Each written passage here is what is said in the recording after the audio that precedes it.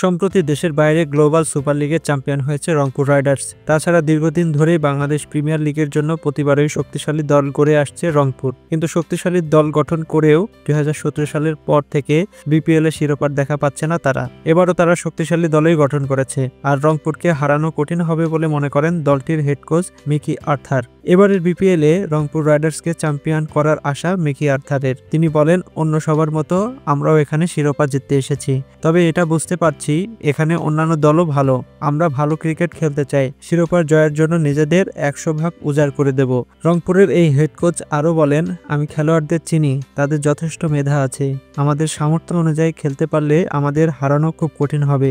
শেষ 4-এ জায়গা করে নিতে হবে। 5 দেশের 5টি ফ্র্যাঞ্চাইজি দলকে নিয়ে শুরু হয়েছে গ্লোবাল সুপার লিগের যাত্রা। প্রথমবারই বাজিমাত করেছে রংপুর। শুরুটা ভালো না করলেও শেষ পর্যন্ত চ্যাম্পিয়ন হয়েছে তারা। ওই ছন্দ বিপিএলও ধরে রাখতে চান আর্থার। স্থানীয় খেলোয়াড়দের দিকে দৃষ্টি রাখছি, বিদেশি ক্রিকেটার তো পরিবর্তন হতে পারে। আমরা কিছুদিন সময় পেয়েছি, সবাই জানে তাদের শক্তি কোথায়, দুর্বলতা কোথায়। এই কয়েকদিনের একসঙ্গে থাকায় আমরা অন্যদের চেয়ে এগিয়ে থাকতে পারি। এবার রংপুর দেশি ক্রিকেটারদের পাশাপাশি বিদেশেও থেকেও নিয়ে আসছে পরীক্ষিতদের। নুরুল হাসান সোহান, মেহেদী হাসানের সঙ্গে মাঠ মাতাবেন অ্যালেক্স হেলসরা। তবে তাদের জন্য দুর্ভাগ্য, চোটের কারণে বিপিএল এর শুরু থেকে থাকতে পারবেন না সৌম্য। এ নিয়ে আফসোস থাকলেও দল নিয়ে খুশি আর্থার। তিনি বলেন, খুবই খুশি দল নিয়ে, সব দলই ভালো খেলোয়াড় নিয়েছে। এই লিগ জয়ের ক্ষেত্রে ভূমিকা রাখবে স্থানীয় পারফর্মারদের পারফরমেন্স। প্রতিটি একাদশে 7 জন লোকাল ক্রিকেটার থাকবে, এটা অবশ্যই আপনাকে সুবিধা দেবে। প্রতিটি দলই ভালো। বিপিএল এর প্রথম অংশে আমরা সৌম্যকে পাচ্ছি না।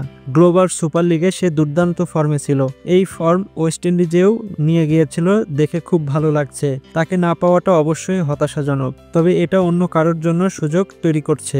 আমাদের ভালো দুজন বিদেশি ওপেনার আছে, টেইলর ও হেলস, যারা দায়িত্ব নিতে পারে। আফগানিস্তান থেকে আতালও আসবে, তবে সৌম্যকে শুরু থেকে পেলে খুব ভালো হতো। দর্শক, ভিডিওটি ভালো লাগলে অবশ্যই চ্যানেলটিকে সাবস্ক্রাইব করে নেবেন এবং পেজটিকে ফলো করে রাখবেন। ধন্যবাদ।